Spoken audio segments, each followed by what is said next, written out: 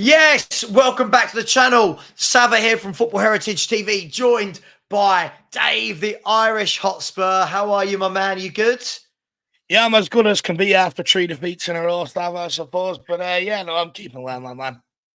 Yeah, well, look, we won't get into that right now. There might be a question or two around Tottenham's season, but we'll get into this. For everybody who's seen these already, this is 10 in 10 with Football Heritage TV, where we get Spurs YouTubers and other club YouTubers, ex-players and pundits to come on. We ask them 10 quick fire questions. They get 1 minute maximum to answer, and then we move on to the next question. So, Dave, are you ready for your 10 in 10? Yeah, what Sean's, it was very good. I like the concept. Let's go. Right. Nice, easy one to start with. The best Spurs game you have been to and why? Oh,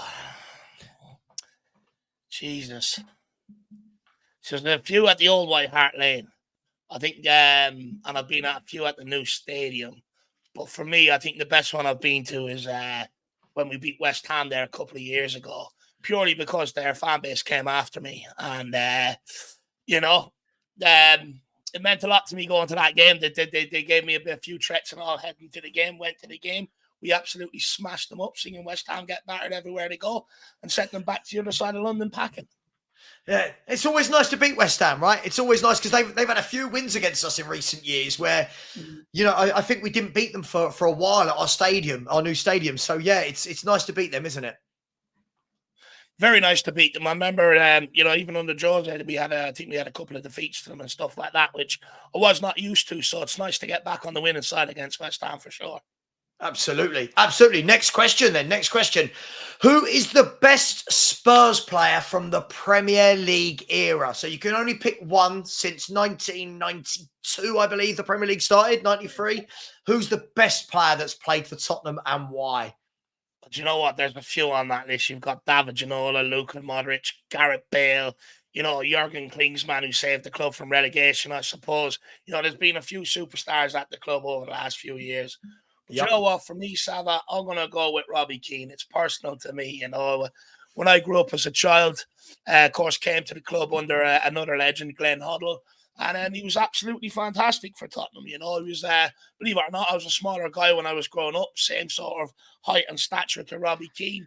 So I mimicked my game off him, and to see an Irish lad play up front for Tottenham, it gave you a bit of hope that, it can be achievable. And look, Robbie Keane's all-round game as well was absolutely superb. Wasn't just a fox in the box, score goals outside the box, could assist players, could get on the ball, run at players, take players on. For me, gave me ultimate excitement for a number of years. Absolutely gutted when he left for Liverpool. Absolutely gutted, but it's okay. He came back. Last 6 months, and then we got him back. Yeah, listen, top player, Robbie Keane. He had so much, as you said, so much to his game. Goals, assists, technical ability. I just loved it. Little special mention there for Stephen Carr, my lord. Well, look, he was absolutely brilliant. Do you know what? You speak about players now, can they play on the right? Can they play on the left? The guy can play both, not a problem to him, left or right. Absolutely brilliant. One of the best fullbacks, I would say, ahead of his time. If he was around now, I'd argue similar to Kyle Walker, probably £100 million player. Absolutely brilliant. The last thing on Robbie Keane as well, I remember the old story with him, bust up with Edgar Davids setting the standard at Tottenham when he was club captain. So, that's what you want from a club captain. Absolutely. Moving on. Next question. Where will Spurs finish this season and why, Dave? Come on, talk to me. Title, Champions League, Europa League? No Europe, what are you going for? Do you know what, Savva? I was hoping for a title race, and we were in a title race for the first third of the season.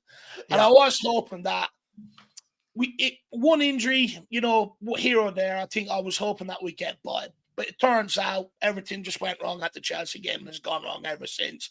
So many key players out. For me, I would take top four right now. And the reason why I say that is October, November is a tricky period for this football club. We sacked Pochettino in around then when things went bad. We were top of the league and it sort of fell off under Jose not long after where we are now. Antonio Conte, we were top of the league, and then it completely fell off around October, November time. And under Nuno, we got off to a good start. He got sacked in around October, November time. And the reason why is because when the games come in thick and fast, European football, Premier League football, Carabao Cup, and all the international breaks, we don't have the squad to handle it. And the same problems that have been there under other managers, when they've had to resort to using some of the older guard, there's a massive. So for me right now, I predict that might continue for a little bit longer, and I would love to salvage top 4 and get back into Champions League. I think it's a crime that we're wearing all white in the Premier League. That should be reserved for European nights. Love it. Okay, there you go. Top 4 for Dave. Dave, this one's not a Spurs question. The age-old question that the internet will never, ever, ever stop debating. I don't think they're ever going to do it. Who was better, Messi or Ronaldo, and why? Do you know what? I think it's hard to compare the two because Messi's all-round game, I think, is a lot better than Ronaldo's. But Ronaldo, when he went up front, he was absolutely sensational, all about the goals, scored an incredible amount. Now, if you asked me about the old Ronaldo, R9, the proper Ronaldo, I would have said him hands down. But do you know what? On this one, I'm going to go at Lionel Messi. You know, assists goals, score goals, picks up balls, drives at people. Unbelievable. Absolutely unbelievable. Of course, winning the World Cup for Argentina, which is an absolute dream. Copa America as well, added to the list. And the amount of Ballon d'Ors that he's picked up as well. I'd say Messi just edges it over Ronaldo as well because Messi went out to the MLS, better standard league in Saudi Arabia. Ronaldo sold out. And I think at the last World Cup as well, you look at the way Messi plays the game. The way he plays it is more durable than Ronaldo. Ronaldo relies on pace. And when that pace went at the World Cup, I think he was heavily exposed. Yeah, I agree. Yeah, Messi kind of, as the pace started to go, dropped deep into midfield and started running games from there. But listen, two absolute worldies there, and better than world class. They're phenomenal. Here's one.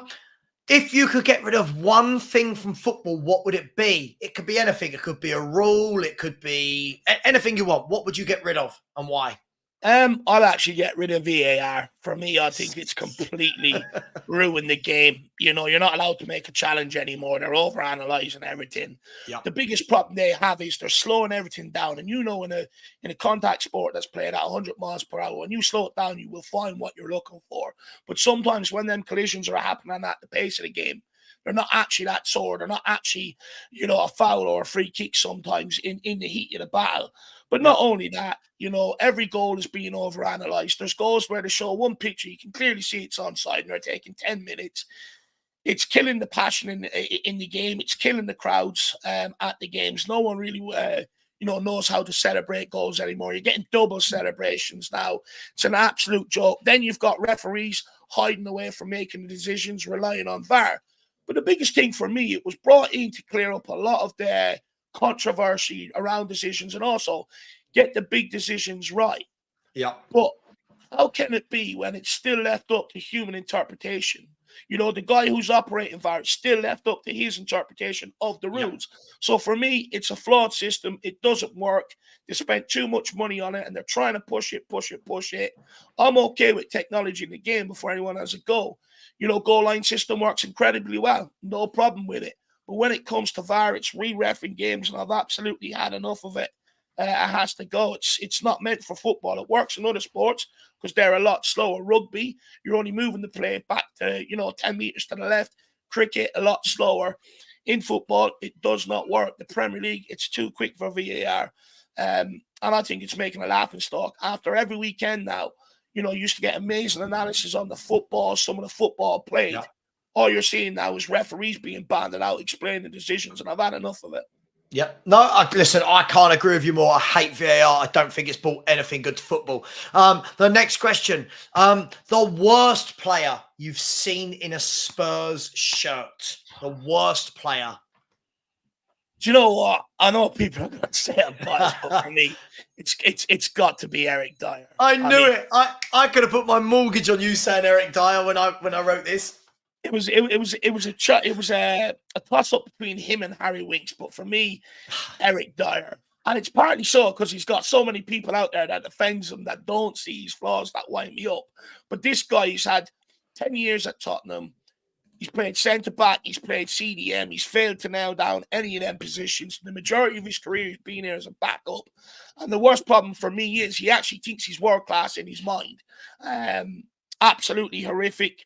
Some of the stuff I've seen him do over the last few years under pressure is absolutely childlike. I don't know how he ended up getting a professional contract in the game. And for me, one of the worst players I've seen in a Tottenham jersey ever. And we've had to see him for 10 years. So thank you. Thank you How's he lasted for giving years? us this. I just don't know. It's absolutely shocking. You know it's bad when you're at the stage that Emerson Royale is taking your place in the centre half. Moving on. Here's a more positive one. Who is the best player to have played in the Premier League? Not for Tottenham, just who is the best player in total to play in the Premier League? Can you bring yourself to say the answer that most people are given? Can you bring yourself to say it, or are you not thinking him? Well, they're going to say Henry or Bergkamp or someone like that. Most people I'll give it to Henry and Bergkamp, two incredible players. You know, Perez was another one for Arsenal at the time. Great players. Man United's had a whole host of them. Beckham, Giggs, Scholes, Keane.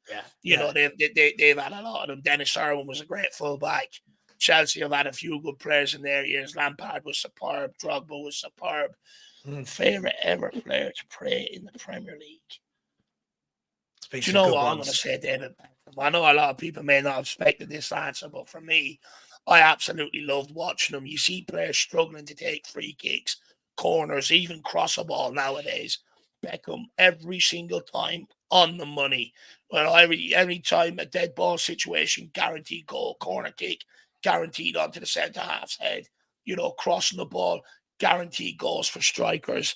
Absolutely unbelievable. And, you know, a testament to the guy when he started slowing down, he was able to move into the middle and be as equally as effective. You look at the career that he's gone on and had, all the trophies he's picked up, all the leagues that he's picked up. For me, I absolutely loved watching David Beckham as a kid, and I think he has to go down as one of the greatest Premier League players ever. Tell you what, David Beckham, what a man who crafted his art. He mastered what he was great at. And yeah, you're right. I think one of my big bugbears, I know this isn't about my answers, but one of my big bugbears with footballers today is the number of them that cannot cross a football is baffling. But listen, great answer. Who is I don't know why I've put this in caps lock. I don't know why this one is all in capitals. I'm not shouting at you. The best current Spurs player. Who's the best of our current squad for you and why? This season? Yeah, the current squad. Who's our best player? Do you know what? I'd have to go with James Maddison. When you look at the impact the guy's had over the 12 games, absolutely phenomenal, considering we've had the likes of Ndombele and Lo Celso and people like that here for a number of years and haven't had that impact. And that's where my frustration towards them guys come from. But you know what the biggest thing is, Savva? He's actually better than what I originally thought. When I watch him week in, week out for Tottenham, he's so much better than what I originally thought he was at Leicester. And I think he's took his game to a new level as well at Tottenham. But unbelievable, you know, talk about creativity. And I remember, you know, me and you used to have arguments. No, we need a centre-back. No, we need a cam. Ideally, look, we needed both. And we've got both. And look at the difference that both have made. Van der Ven coming in beside Romero. Shame that's come to an end right now. But look at the difference that made. But Maddison, equally look at the difference. And you know what? He's a massive part of the reason why we're getting away without Harry Kane. Because of the creativity that he's bringing. He's able to feed them front players. He's able to feed Sonny. But not only that, he's able to chip in with the goals as well. And one of the things I really like that he's brought to Tottenham is goals outside the box. The last, you know, for a couple of years now, we haven't had that threat. People shooting from outside the box. Maddison carries a legitimate threat outside the box. I really like him. Yeah, top player, really, really, really good player. Obviously, this is all down to personal opinion, so there's no rights, there's no wrongs. A great answer, though. The penultimate question is, what's the worst football opinion you've heard? So the worst opinion, it could be from a pundit, from a YouTuber, from a fan. What's the worst football opinion that you've gone, what is that? People that praise Eric Dyer, I have to be brutally honest. People that make excuses for Eric Dyer. Oh, it's not his fault.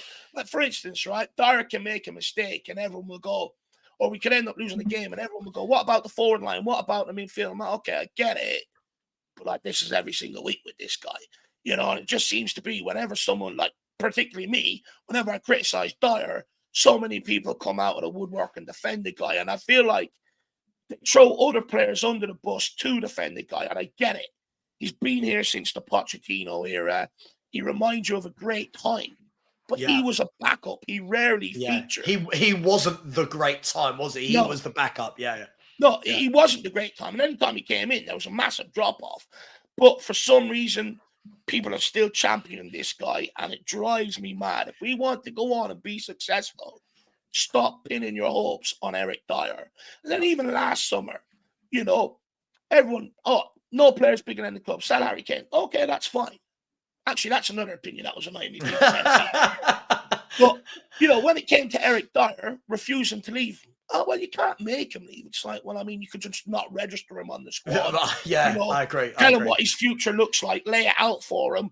You know what I mean? I think he might have a change of heart very, very quickly. So, and everyone's saying we don't need Harry Kane. Dave's on a roll. If anyone didn't know, Dave is not a big fan of Eric Dyer. Just putting it out there, breaking news. Last question. What's your personal most controversial Spurs opinion? Jeez, I don't think I have any controversial opinions, lad. So maybe an opinion that you have, maybe about a player or something, about the owners. Okay. I don't know, something that other people go, oh, really? Controversial opinion. We miss Harry Kane this season. The reason why I say that is you look at what he's doing for Bayern Munich. Oh, he's a goal scorer. And then you look at us this season. The main part of the reason for them 12 weeks while we were getting over the line was that back line. We were keeping clean sheets. We were able to win tight games. Whereas last season, we weren't doing that. We had the worst defense in Spurs' history. And it was masking. We were just scoring enough goals to get over the line. I think it was masking, the fact that we need a striker at this football club. Because there are games where I think Son has sort of gone missing. And that's not due to Sonny. It's just down to the player he is.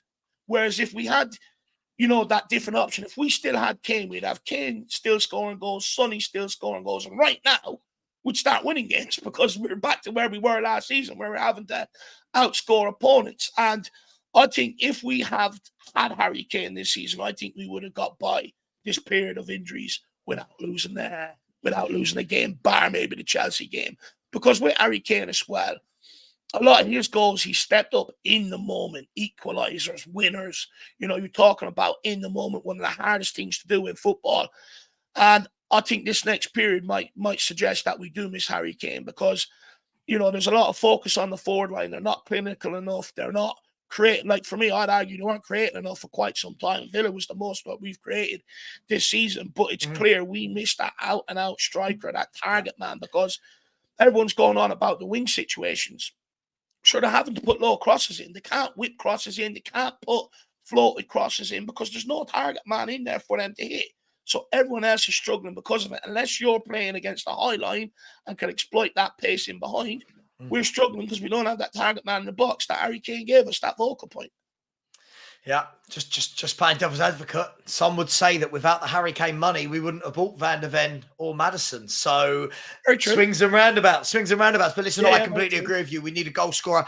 Dave, just a really quick bonus question. 15 seconds. I want an answer. Spurs are travelling to Man City on Sunday with depleted. They're the champions of England. They don't lose in their own backyard. They've played 24 games at home in 2023. They've not lost a single one of them. What's the score going to be, my man? Can you give us any hope really quickly? Do you know what? What I will say is in football, miracles happen. That's why they call it the beautiful game. And I will argue when people expect Spurs to lose the most is when we actually come out with a result. And the last few years, we have been getting the better City. However, Davies and Emerson up against Haaland. I mean, it's going to be a long scary, afternoon. Isn't it? It Unfortunately, really is. on this one, you know me, I'm probably called one of the most optimistic and deluded Spurs fans there is. Don't give us too much hope going into this game. I fear the worst, actually. Yeah, absolutely. Give me a score. Really quickly. I think City might do us. It could be 3-1. 3-1. Okay, listen, everybody. Listen, first of all, thank you so much to Dave. I really appreciate you giving us 20 minutes of your time there. Please get over. I'm sure you have. If you haven't already, get over and subscribe to this man. Great content, great guy. We always go toe-to-toe with football debates, but really love him. Go over to the Irish Hotspur, like, subscribe. Please subscribe to this channel and join us next time for our next 10 out of 10. Take care, everyone. And as always, come on, you Spurs.